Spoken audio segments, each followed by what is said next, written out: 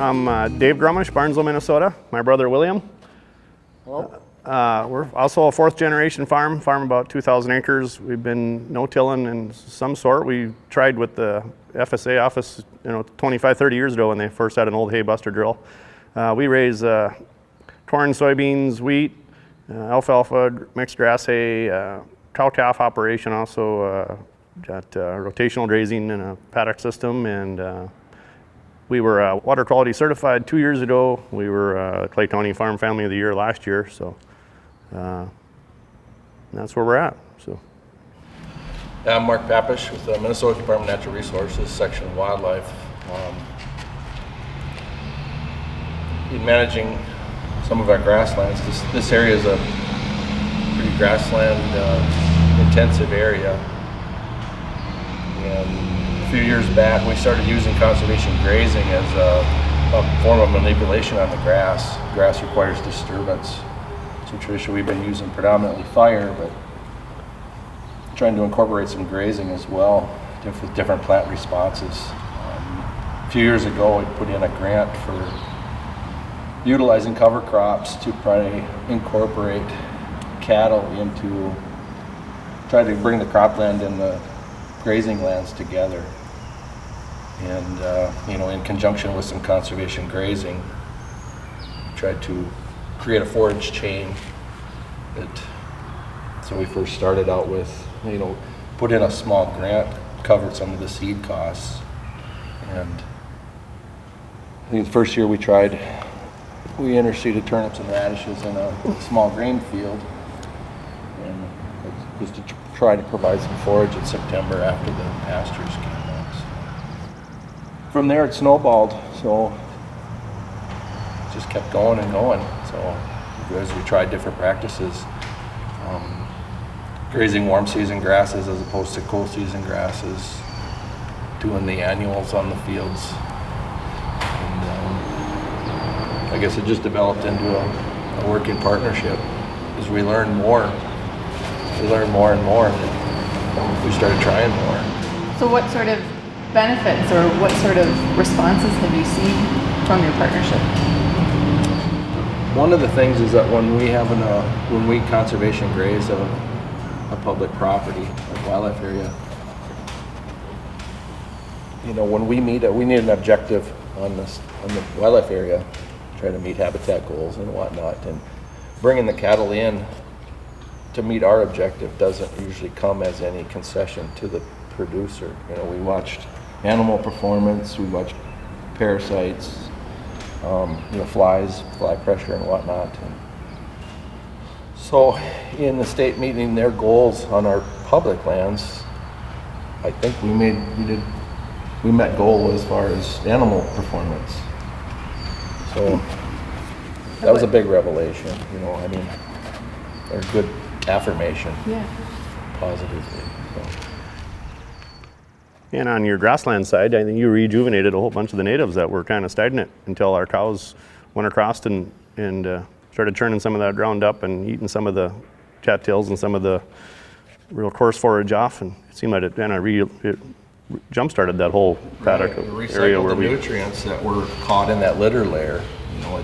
It stomped them down to interface with the soil. Some were ingested, but for the most part, it knocked them down to the soil where the microbial action could break them down, and it led to a 50% increase the next year for forage production, and still meeting the conservation goals.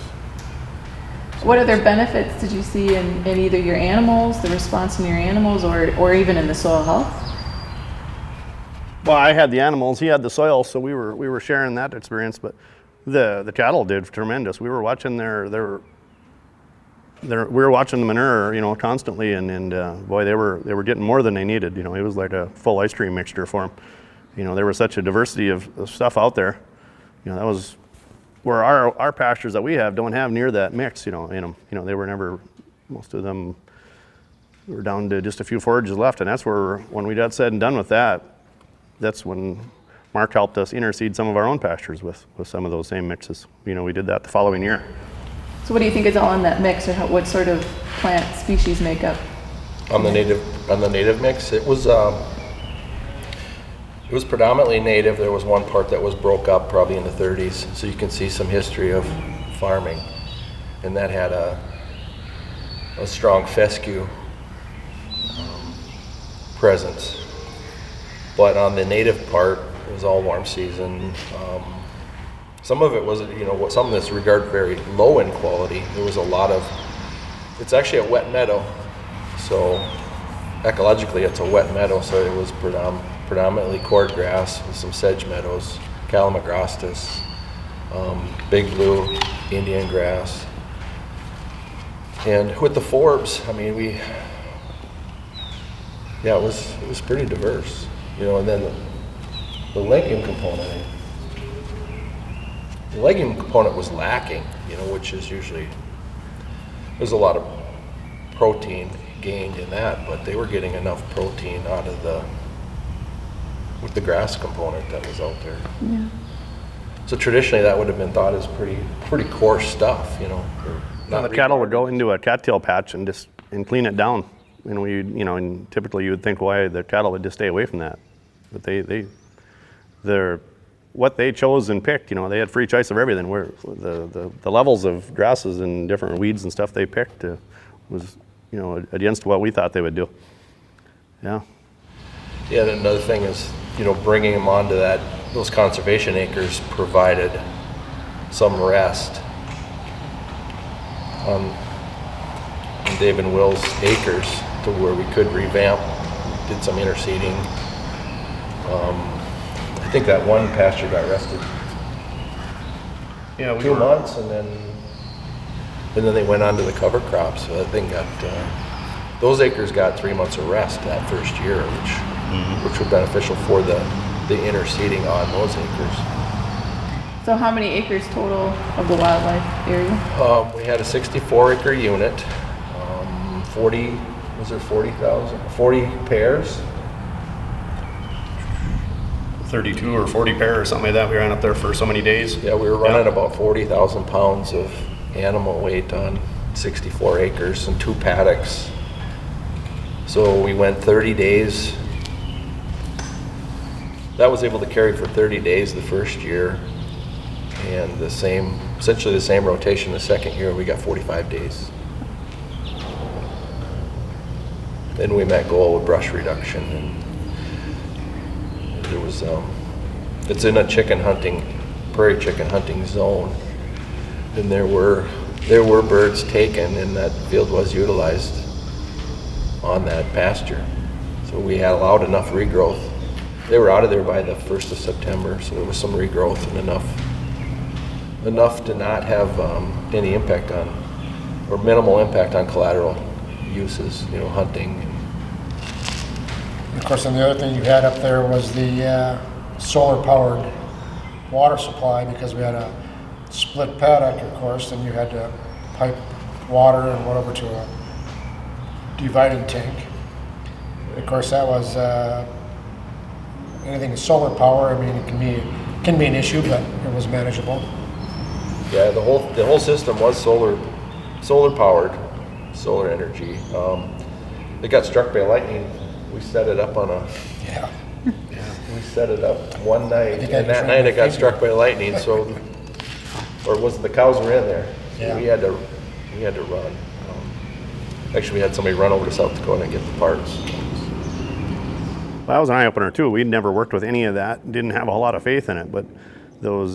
So we had a solar powered water system with your own self-contained battery system, but that thing pumped water like a lot of volume. And then he had a couple different types of solar battery packed charge fencers. And we were totally impressed by how something so small could put out the power that they put out too. It kind of opened people's eyes up to, what's available away from a power source. You can deal with the water and the electricity pretty easy. Yeah. And that was all paid through the grant, through the DNR? The infrastructure of the DNR, we put the infrastructure in, the fence, and then we provided the water pumping system. Gromish's did the interior fence. That was a poly. They did the one subdivision, so that was just a poly 1 or 2 wires. Just one, yeah. well, on our end, we were careful to take cows up there that would give us any trouble disposition wise, and that we could load back up, because we knew we were on a day by day basis as far as how the weather went. And on Mark's, Mark kind of went on a limb on, it was kind of an experimental thing for you too. You have 27 people out there the day before we put cows there, kind of just critiquing your whole thought process there. So, we were working together trying to make sure that it all went good for everybody involved. And So can you talk a little bit more about the partnership between you two, and would you have been able to do this without working together? Or the importance of being able to work together through the process? Well, I think the successes that we experienced there, that was the impetus for further trial. I comes with a good working relationship, so I think we had that right off the bat. The first few years we tried a few things and they worked really well. So we kind of thought, yeah, this all works really well. Everything's dependent on weather, so our success level is different every year. But those first few years we did, everything worked out really well. well, we did that. What did we do? We did our pasture program out west, that big equip paddock well system and everything with Jeff. That was the start of our relationship with Jeff.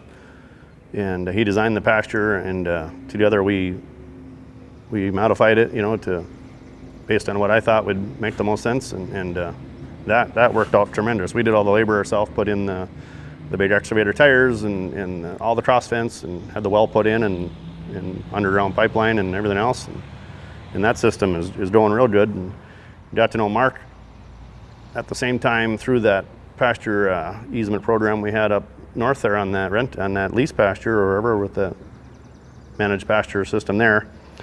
And he came and with the ideas of interseeding some of our own pasture then, and we had an adjacent 30-acre barley field right next to that pasture out there.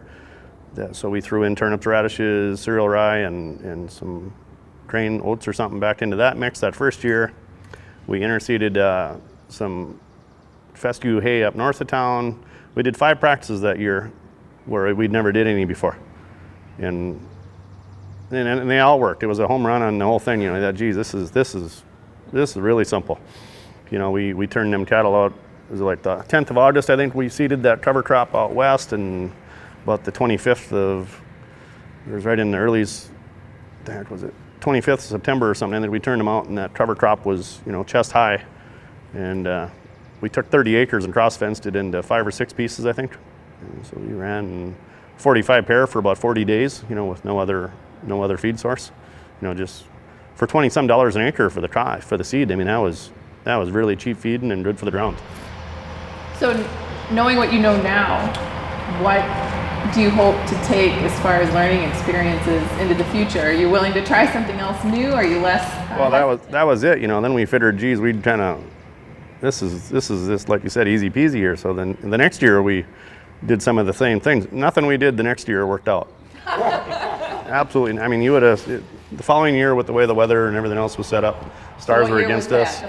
17. And Mark can probably talk more about that, because that goes more into soil biology, and most of that was over my head. But geez, we did kind of the same thing on a piece there, and all we ended up with was mustard and dandelions.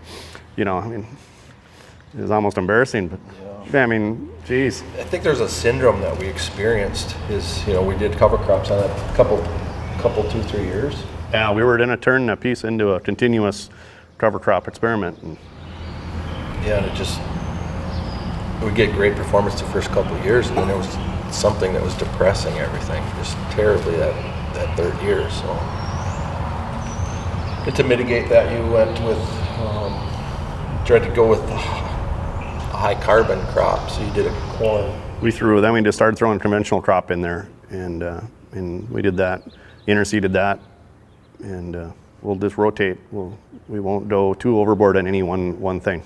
It seemed like it just kind of threw the soil for a shock that it wasn't ready for or something. I don't know. That's my dumbed down version of explaining it, you know. Constant experimentation and adaptation is the name of the Yeah, I game. think what we were trying to do was